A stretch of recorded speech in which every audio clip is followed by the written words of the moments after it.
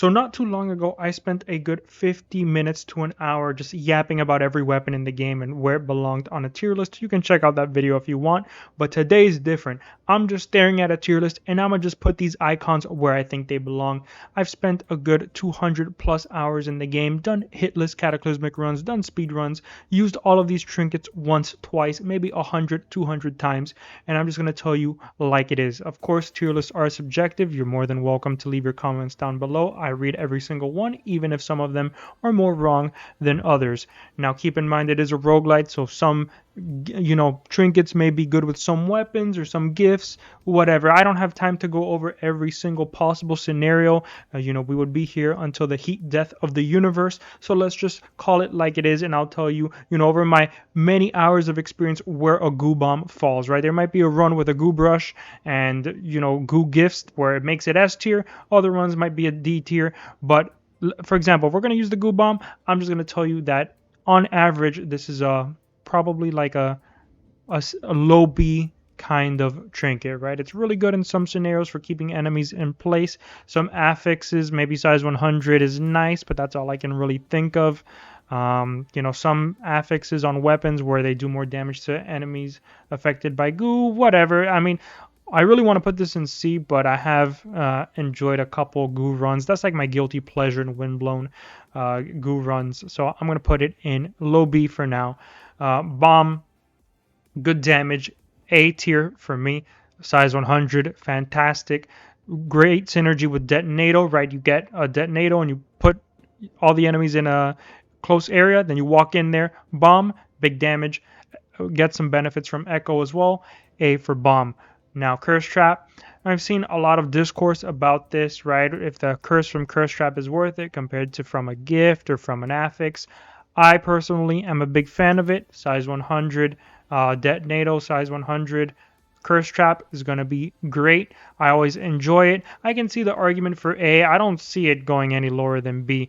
Personally, for me, it's an S, maybe low S perhaps, but I really like a good curse trap.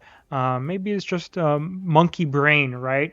I see bigger numbers when I use this, so I like it. I like it when the enemy gets purple. It makes me feel like I'm doing something. I realize that you could get curse from other sources as well, from gifts or from affixes, and in that case, then yeah, I will ditch the curse trap if I have a weapon that I know I'm going to keep, or I have a gift, cursed criticals maybe, where criticals apply curse, and I have a alter attack that applies a lot of hits, or maybe like a Hibiki's umbrella with their tornadoes. Whatever, we could go on and on. I'm trying to keep this video a bit short, so curse trap is going to be low S. I totally get where you're coming from though if you say it belongs in A. Burn Aura has some good synergy with Sirocco Fiery Claws. The actual damage itself, because look, if I'm going to put Burn Aura, B for Burn Aura, then let me put Bleed Aura slightly below it. The reason why is because Burn Aura has synergy naturally with Sirocco and with Fiery Claws, right? Because both of those weapons deal criticals to burning enemies. Yeah, the weapons themselves can make enemies burn, right? You have the last hit from the Sirocco and the held attack of the Fiery Claws and the alter attack. But I think, okay, if we look at the DPS numbers, like the damage from burn versus the damage from bleed and how that works, that's all well and good. I'm not here to crunch numbers, man. I just mash, right? I'm a gorilla in this game. Actually, not really, because there's no gorilla skin in the game, although there should be. Motion Twin, please add that. But what I'm trying to say is that if we take account all the smart people stuff, right? All that stuff for the comments where someone's like, actually, the damage from the bleed, actually, if it max stacks, it over damages the burn aura by 12% if you're using a 3... For this video, for this tier list, I like it like, hello? No, Goo Bomb is stubborn. Okay, there you go. I like it like this because I just think Burn Aura goes really well with those two weapons, and those two weapons, Sirocco and Fiery Claws, are good. And then Bleed Aura, I mean, Bleed Aura does kind of, make Katars take a back seat a little bit, but whatever. I mean, if you crunch the numbers, they're probably both closer together. I just like it like this. Just because I personally picked up Burn Aura more than Bleed Aura. I just find it a bit more useful because I'm typically running, more likely to run Sirocco and Fiery Claws. Now, Death Orb, when you get, okay, Death Orb is really like, this is the wild card, right? It could be anywhere on this tier list, but if you get an affix, right, that affix where it sticks onto an enemy, size 100, I think there's one where it does like 5% more damage every tick or something. Affixes, in my opinion, make or break this. It could be in C tier, could be in A tier, just depending on the affix. So I think we'll put it in B tier above Goo Bomb because really affixes could make this like if you got the affix for an enemy when it sticks onto an enemy and you got Detonato, just group all the enemies up, toss this in there. Of course, you could be doing a trinket spam build, but I guess that's gonna raise, you do a trinket spam build with anything in here. For the most part, and it's going to be busted, except maybe Bladestorm. Speaking of which, Bladestorm, actually, can we rename that? There you go. Trash. Bladestorm is trash. Um, Man, that was a bit of a tangent. Yeah, I'm not even gonna talk about Bladestorm. I think it's trash. I really, you have to be up close. What's the argument for Bladestorm being good? That it stacks debuffs, right? Maybe like, oh, it ticks a lot, so it's gonna stack debuff. You can stack things without Bladestorm, guys. You don't need Bladestorm for that.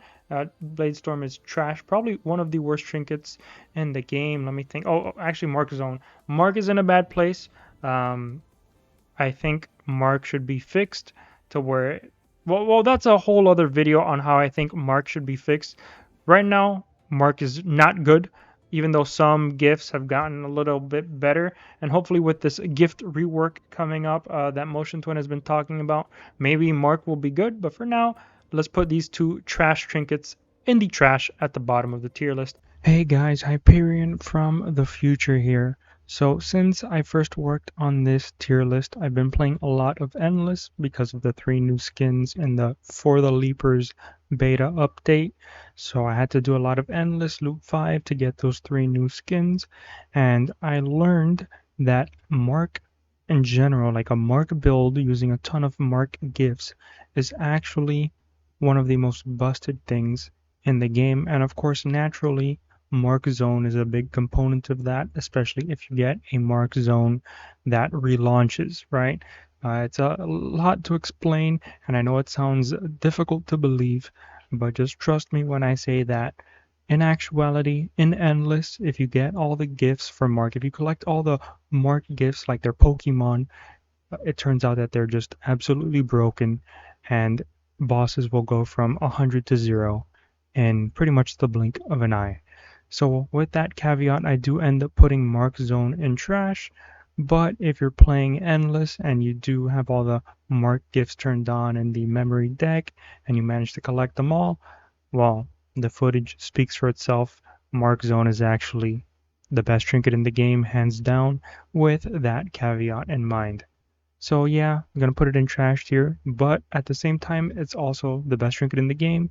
I don't know what to make of it. I'm still in shock ever since that Mark run of mine. So I encourage you to check that run out. If you don't believe me, trust me, I wouldn't believe me either. But yeah. Alrighty, back to the tier list. Elbro is another similar one to Death Orb, where the actual damage from Elbro probably negligible. And oftentimes, Elbro can mess you up if you have Echo, for example, because this thing is constantly shooting. So it can mess you up, but if you get a nice affix, maybe one, since it's always shooting and it heals, right? If you get the heals below 50%, that's nice. If it stacks curse, if every hit applies curse, suddenly it shoots up a little bit. Maybe you don't need curse trap anymore. I'm gonna put Elbro up in low A, because I think by default, like no affix, probably not too good, but affixes on this, I like it. Detonato, S tier. Don't need to think about that too much. Grouping enemies together, especially if you're trinket spamming. I mean, you whip out Detonato against the blue naval-less brother, he's gonna have a bad day. You do it to a ton of other enemies, elites in the game, they're gonna have a very bad day. This trinket makes you the elite in a lot of cases, and actually, I think Detonato is probably the best trinket in the game. Not much further to say about that. The freeze, honestly, I used to think freeze was great. over time, it's kind of fallen. It's probably a little bit better. It's kind of like a nice panic button if an enemy's gonna do something that you just have no idea how to dodge or deal with. Maybe the Memo Reaper sword attack, right? That swipes across the entire arena. That's annoying. Maybe freeze that.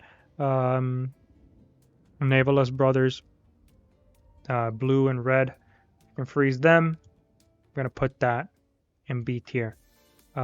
Grenade, very short cooldown, okay damage. That's an average trinket, I would say. B tier. Leaf. Okay. Many months ago, I thought this was trash. It's not. It's A. It's A. Why? It definitely depends on the weapon, right? And the gifts. 100%. I am being completely honest.